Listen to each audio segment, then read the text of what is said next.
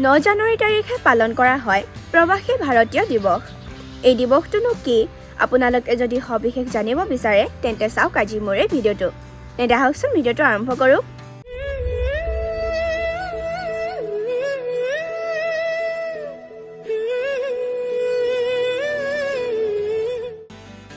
9 জানুৱাৰী প্ৰবাসী ভাৰতীয় দিৱস।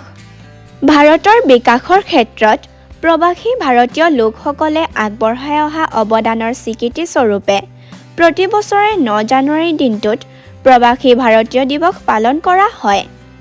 এই 9 জানুৱাৰী দিনটোতে মহাত্মা গান্ধীয়ে দক্ষিণ আফ্ৰিকাৰ পৰা ভাৰতলৈ প্ৰত্যাৱৰ্তন কৰিছিল।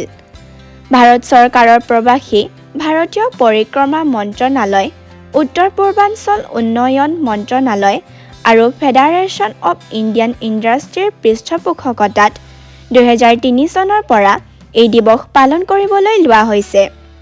দেশৰ একোখন নিৰ্দিষ্ট চহৰত 3-দিনীয়া কাৰ্যসূচীৰে এই দিৱস আয়োজিত হয়। 2011 চনত নতুন দিল্লীত আয়োজন কৰা প্ৰবাসী ভাৰতীয় দিৱসত 51খন দেশৰ পৰা প্ৰায় 1,500 প্ৰতিনিধি আহি অংশগ্ৰহণ কৰিছিল। এই দিৱসতে দেশৰ ৰাষ্ট্ৰপতিয়ে প্ৰবাসী ভাৰতীয় সন্মান বঁটা আনুষ্ঠানিকভাৱে প্ৰদান কৰে। আজিলৈ ভিডিঅ'টো ইমানেই। ধন্যবাদ।